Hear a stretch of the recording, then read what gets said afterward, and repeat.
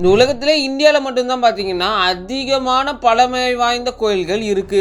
அதுவும் அந்த கோயிலுக்கு பின்னாடி இருக்கிற இன்ஜினியரிங் லாஜிக், அது மட்டும் இல்லாமல் நிறைய டைம் டிராவலை பற்றியெல்லாம் இந்த வீடியோவில் பார்க்க போகிறோம். ஸோ கோயிலில் எப்படி தான் கட்டியிருக்காங்க அப்படின்னு உங்களுக்கு தோணுச்சுன்னா இந்த ஒரு வீடியோ முழுசாக பாருங்க. வாங்க வீடியோக்குள்ள போகலாம். அப்படி இந்த வீடியோவில் முதல்ல பார்க்க போகிறது பிரகதீஸ்வர் கோயில் தஞ்சாவூரில் இருக்கு. கிட்டத்தட்ட 1000 வருஷத்துக்கு முன்னாடி கட்டின இந்த ஒரு கட்டிடமான இந்த ஒரு கோவில் இன்னைக்கு வரைக்குமே பேசப்பட்டுக்கிட்டு இருக்கு. இதில் முக்கியமான காரணம் என்னன்னு பாத்தீங்கன்னா, அந்த 80 டன்னான மேல இருக்கிற அந்த ஒரு கோபுரத்தை 66 மீட்டர்ஸ் இருக்கிற அந்த ஹைட்ல போயிட்டு எப்படி வைக்க முடிஞ்சது அப்படின்ற ஒரு அதிசயமான கேள்விதான். இந்த ஒரு கோவிலை கட்டுறப்ப 11ஆவது செஞ்சுரியில எந்த ஒரு மிஷின் டூல்ஸோ எந்த ஒரு டெக்னாலஜி எதுவுமே கிடையாது. ஏன் ஒரு சின்ன டார்ச் லைட் கூட அந்த காலத்துல இருந்திருக்காது.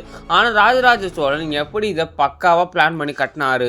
ஸோ அப்போன்னு பாத்தீங்கன்னா எந்த ஒரு அதிகமான டூல்ஸ், கிரேன், மிஷின்ஸ் எதுவுமே இருந்திருக்காது. ஏன் அந்த இருக்கிற மிஷின் கூட அந்த காலத்துல இருந்திருக்காது.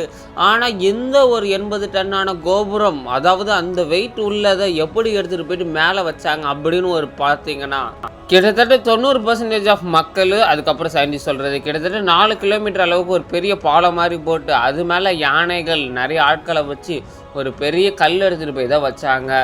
அந்த கல் தான் கோபுரம். ஆனால் எடுத்துகிட்டு போகிறப்ப வெயிட் தாங்காமல் உடஞ்சிடுச்சுன்னா என்ன பண்ணுறது அப்படின்னு சில பேர் பேசிக்கிட்டு இருக்காங்க.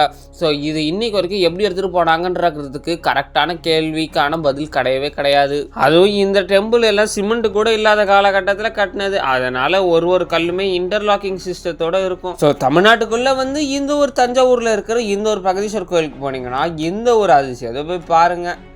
அடுத்ததாக இந்த ஒரு வீடியோவில் நம்ம ரெண்டாவதாக பார்க்க போகிறது கைலாசா டெம்பிள். அப்படியே கொஞ்சம் நினச்சி பாருங்களேன், நான் சொல்கிறத ஒரு பெரிய இடத்துல ஒரு பெரிய ஒரு கோயிலை கட்டுறாங்க. ஆனால் இது எல்லாமே ஒரே பாறையில். அது எப்படிடா முடியும் அப்படின்னு நினச்சிங்கன்னா அதுதான் இந்த ஒரு கைலாசா டெம்பிள். அதாவது நம்ம மகாபலிபுரத்தில் இருக்கிற கோயிலை பற்றி கேள்விப்பட்டிருப்போம். அந்த கல்வெட்டுகள் எல்லாமே ஒரே பாறையில் செதுக்குனது அப்படின்னு சொல்லியிருப்பாங்க. அதே மாதிரி தான் இந்த ஒரு கைலாசா டெம்பிளும் மிகப்பெரிய ஒரே ஒரு பாறாங்கல்ல செதுக்கப்பட்டது தான் இந்த ஒரு கோவில். இந்த ஒரு கோவிலை இன்னைக்கு வரைக்குமே ஒரு பெரிய மாஸ்டர் பீஸ் அப்படின்றாங்க. ஏன்னா எந்த ஒரு டூல்ஸும் ரொம்ப அட்வான்ஸான டெக்னாலஜி எதுவுமே இல்லாமல் ஒரே பாறையில் எவ்வளோ இவ்வளோ அழகாக இந்த ஒரு கல்வெட்டுகளை செதுக்கி ஒரு கோயிலை கட்ட முடியும். இந்த கோவிலை பற்றி கேட்டிருக்கேன். ஆனால் எங்கே இருக்குது அப்படின்னு கேட்டிங்கன்னா, இந்தியாவில் உள்ள எல்லோரா அப்படின்ற ஒரு கோவில் தான் இது மகாராஷ்டிராவில் இருக்குது. கிட்டத்தட்ட 2 lakh டன் செலவு இருக்கிற எந்த ஒரு பாறையை தான் எந்த ஒரு கோவிலாக செதுக்கியிருக்காங்க அப்படின்றாங்க. ஸோ இதுக்கு பின்னாடி இருக்கிற ஒரு பெரிய மர்மம் என்னென்னா, அந்த காலத்தில் வேறு ஏதாவது ஒரு டெக்னாலஜிக்கான ஃபியூச்சரான டியூல்ஸ் அதாவது இந்த லேசர் கட்டிங் மிஷின் சொல்லி ரொம்பவுமே அட்வான்ஸான டெக்னாலஜி ஏதாவது இந்த சிற்பங்கள்லாம் செதுக்கியிருப்பாங்க அப்படின்னு பேசப்பட்டுக்கிட்டு இருக்கு. ஏன்னா இப்போ நம்ம இருக்கிற 2025 மாடர்ன் காலகட்டத்தில் laser cutting machine, granite cutting machine சொல்லி எக்கச்சக்கமான அட்வான்ஸ் டெக்னாலஜி டூல்ஸ் இருக்குது. ஸோ இதெல்லாமே அந்த காலத்தில் எதுவுமே இல்லாமல் எப்படி கட்டப்பட்டிருக்கும் அப்படின்ற பட்சத்தில் பார்த்தீங்கன்னா, அதாவது இந்த காலத்தில் இருக்கிறவங்க, அதாவது இந்த ஃப்யூச்சரில் இருக்கிறவங்க டைம் ட்ராவல் பண்ணி பின்னாடி போய் அங்கே இருக்கிறவங்களுக்கு சில டூல்ஸ் எல்லாம் கொடுத்து இதெல்லாம் இப்படி யூஸ் பண்ணணும்னு சொல்லி கொடுத்து அதுக்கப்புறமா சில சிற்பங்கள்லாம் உருவாக்கியிருக்காங்க. ஏன்னா இது இது சில வருஷங்கள் கழித்து நல்லா பேசும் பொருளாக இருக்கணும் அப்படின்ற காரணத்துக்காக அப்படின்னு சில மித்து போயிட்டு தான் இருக்குது. ஸோ நடந்தது என்னவா இருக்குன்றது யாருக்குமே தெரியாது. ஆனால் அங்கே இருக்கிற சிற்பங்கள் ஒன்றுமே சூப்பராக இருக்கும். ஸோ இந்தியாவில் மகாராஷ்டிராவுக்கு போனீங்கன்னா மறக்காமல் இந்த கைலாசா கோயிலையும் போய் பாருங்க. அடுத்ததான் இந்த வீடியோவில் நம்ம 3ஆவதாக பார்க்க போகிறது கோனார்க் சன் டெம்பிள். ஒரு கோவிலுன்றது வழிபடுறதுக்கு மட்டும் இல்லாமல் அதுக்கு பின்னாடி இருக்கிற அதிசயங்கள், அற்புதங்களை பார்க்கறதுக்கு தான். ஸோ கோனார்க் சன் டெம்பிள் அப்படின்னா என்னன்னு பார்த்தீங்கன்னா, இந்தியாவில் உள்ள எந்த ஒரு டெம்பிள் ரொம்பவுமே வித்தியாசமானது. இது தூரத்துலேருந்து நீங்கள் பார்த்தீங்கன்னா மிகப்பெரிய தேர் கொண்ட ஒரு பெரிய டிசைனை கொண்டது தான் இந்த ஒரு கோவில் அமைந்திருக்கும். இந்த கோவிலை சுற்றி கிட்டத்தட்ட 24 சக்கரங்கள் இருக்கும். இது எதுக்குன்னு பார்த்தீங்கன்னா, இந்த ஒரு கோவில் நம்மளோட டைமை ரிப்ரசன்ட் பண்ணுறதுக்காக.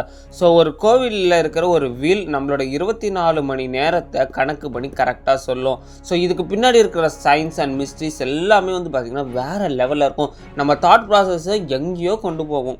இந்த கோவிலை கட்டுறப்ப நம்ம கையில் வாட்ச் கூட இருந்திருக்காது. ஆனால் இதெல்லாம் எப்படி பக்காவாக பண்ணாங்கன்ற எந்த ஒரு பிளானிங்குமே இல்லாமல் எப்படி இப்போ நம்ம பார்க்குற டைமுக்கோ அப்போ காட்டின அந்த ஒரு வீலுக்கான டைமும் எக்ஸாக்டாக இருக்கும். ஸோ இதுதான் இதோட மர்மமானு கேட்டிங்கன்னா அதுவும் கிடையாது. இந்த கோயிலில் பல வருஷங்கள், நூற்றாண்டுகளுக்கு முன்னாடி அங்கே ஒரு கடவுள் இருந்திருக்கு. அதாவது ஒரு கடவுள் சிலை.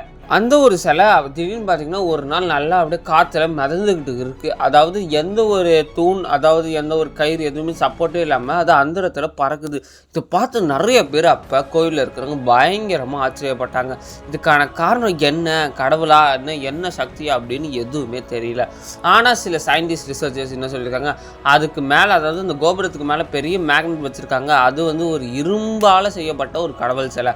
அதனால் அந்த மேக்னெட் வைக்கிறப்ப நம்ம அந்த மேக்னெட்டிக் வேவ்ஸ் மூலமாக இழுக்கிறப்ப அந்த ஒரு கடவுள் சிலை பறக்கும்ல அப்படி. ஸோ இப்படின்னு சொல்லி சில விஷயங்கள்லாம் பேசிக்கிட்டு இருக்கிறப்ப கொஞ்சம் நாட்கள் போக போக அந்த ஒரு சிலை காணாமல் போயிடுச்சு. இது யார் எடுத்தாங்க எப்போ எடுத்தாங்கன்னு எதுவுமே தெரியாது. ஆனால் கொஞ்சம் நாட்கள் கழிச்சு எந்த ஒரு சிலை மறைஞ்சும் போயிடுச்சுன்றாங்க. ஸோ இன்னைக்கு வரைக்குமே இது ஒரு புரியாத புதிராகவே இருக்கு. அடுத்ததாக இந்த ஊரில் நம்ம நல்லா தான் பார்க்க போது லிபாக்ஷி டெம்பிள். இந்த ஒரு கோவில் ஆந்திர பிரதேசத்தில் இருக்குது. ஸோ இந்த ஒரு கோவிலுக்கான மிகப்பெரிய மர்மம் என்னென்னா, ஒரு கோவிலே ஒரு தூணால் தான் நிற்கும்வாங்க. ஆனால் இந்த கோவிலில் இருக்கிற ஒரு தூண் அந்த இடத்துல நிற்கும். என்னடா சொல்கிற அப்படின்னு கேட்டிங்கன்னா, ஆமாங்க, இந்த ஒரு கோவிலில் இருக்க இந்த ஒரு தூணுக்கு கீழே ஒரு சின்ன கேப் இருக்கும். ஸோ இந்த ஒரு கேப்பில் நம்மளால் ஒரு துணியை வச்சு இழுத்துக்கிட்டு போனால் கூட எதுவுமே ஆகாது. ஸோ இது எப்படி அந்த இடத்துல நிற்கிது, ஒரு சின்ன இது கூட இல்லையே, அதாவது எந்த ஒரு கிராவிட்டி இதுக்கான எதுவுமே இல்லை. ஏன்னா ஒரு தூண் தான் ஒரு பில்டிங்கை தாங்கக்கூடிய ஒரு மிகப்பெரிய சக்தியை கொண்டு ஒரு பில்லர் மாதிரி அது. ஸோ அந்த பில்லரே அந்த இடத்துல நிற்குதுன்னா எப்படி அந்த பில்டிங் நிற்கும் அப்படின்ற ஒரு ஆச்சரியம் தான். ஆனால் இருந்தாலுமே இந்த ஒரு கோவிலை கட்டி எக்கச்சக்கம் வருஷமானாலும் எந்த ஒரு பில்டிங்கான இந்த ஒரு தூண் அந்த இடத்துல தான் நிற்குது. ஸோ இது எக்கச்சக்கமான சயின்டிஸ்ட்டு மிஸ்ட்ரி எல்லாமே பற்றி பேசிட்டாங்க. ஆனால் இது எதுக்கு நிற்குது, ஏன் நிற்குதுன்னு தெரியவே இல்லை. ஆனால் இன்றைக்கி வரைக்குமே அந்த ஒரு கோவில் ரொம்பவுமே ஸ்ட்ராங்காக பார்க்க அழகாக இருக்குது. ஸோ அடுத்ததாக இந்த ஊரில் நம்ம அஞ்சாவதாக பார்க்க போகிறது விருப்பாக்ஷா டெம்பிள். 1300 வருஷத்துக்கு முன்னாடி ஒரு மிகப்பெரிய கதையை கொண்டது தான் இந்த ஒரு விருப்பாக்ஷா டெம்பிள். ஸோ இந்த கோவிலோட ஒரு அறையில் வந்து பார்த்திங்கன்னா ஒரு சின்ன ஒளி அடிக்கும். அந்த ஒளியில் வந்து பார்த்திங்கன்னா நம்மளுக்கு ஒரு ஒரு இமேஜ் தெரியும். அந்த இமேஜ் என்னென்னு பார்த்திங்கன்னா பார்க்கவே ஒரு வௌவால் தலைகீழ நிற்கிற மாதிரியான ஒரு இமேஜ் இருக்கும். ஸோ அது வௌவால் கிடையாது, அதுதான் அந்த கோவில் கோபுரத்தோட பேக் சைடு. அதாவது நம்ம ஒரு லென்ஸ் மூலமாக பார்த்தா, அதாவது பின் ஹோல் கேமரா மூலமாக பார்த்தா அந்த ஒரு கோவில் கோபுரம் சைடு, அதாவது பேக் சைடில் அப்படியே தலைகீழ இருக்கிற மாதிரி தெரியும். இது ஏதோ அங்கே இருக்கிற லைட்டு, அந்த சன்லைட்லாம் வச்சு ரிஃப்ளெக்ட் ஆகி வருது. ஆனால் இந்த ஒரு கோவில் கோபுரம் பார்க்கவே தலைகீழ, அதாவது ஒரு புதிய இதில் இருக்கும். ஏன்னா அந்த கோயிலில் லென்ஸ் கூட கிடையாது. ஆனால் அது எப்படின்னு பார்த்தீங்கன்னா, இந்த கோவிலில் வந்து இந்த கோபுரத்தில் வந்து பார்த்திங்கன்னா நடுவில் வந்து கொஞ்சம் கேப் இருக்கும். ஸோ அந்த ஒரு கேப் மூலமாக ஒரு வெளிச்சம் பட்டு தான் எந்த ஒரு காட்சி நம்மளுக்கு கிடைக்கிது. அதாவது ஒரு சயின்டிஸ்ட் ரிசர்ச் பண்ணுறதுக்கான லென்ஸ் மூலமாக கிடைக்க வேண்டிய ஒரு ஆப்ஜெக்டை நம்மளால் அந்த கடவுள் கொடுக்குற ஒரு சன்லைட்டும் அந்த கோபுரத்து மூலமாக வர ஒரு சின்ன ஒரு கேப் மூலமாகவும் நமக்கு இந்த ஒரு ஆப்டிக்கல் இல்யூஷன் இமேஜ் கிடைக்கிது. இது எப்படி கிடைக்கிது, ஏன் கிடைக்கிதுலாம் தெரில. ஆனால் எப்படி பார்க்குறப்போ ஒரு புது விதமான ஒரு இது கிடைக்கிது, அதாவது ஒரு எக்ஸ்பீரியன்ஸ் மாதிரி. ஸோ இந்த மாதிரி எக்கச்சக்கமான விஷயங்கள் நம்மளோட இந்தியாவில் சூழ்ந்துருக்கு. ஸோ இதே மாதிரி நிறைய விஷயங்களை நீங்கள் தெரிஞ்சுக்கணும், எக்ஸ்ப்ளோர் பண்ணணும்னு நினச்சிங்கன்னா மறக்காமல் நம்ம சேனலை சப்ஸ்கிரைப் பண்ணி, இந்த வீடியோ பிடிச்சிருந்தால் லைக் பண்ணி ஷேர் பண்ணி சப்ஸ்கிரைப் பண்ணுறேங்க. இன்னும் ஒரு அமேசிங்கான மிஸ்டீரியஸான இன்ஃபர்மேட்டிவான வீடியோவில் உங்களை பார்க்குற வரைக்கும் உங்களிடம் இருந்து வீடியோ பேர் நன்றி. டாடா பை பை, see you.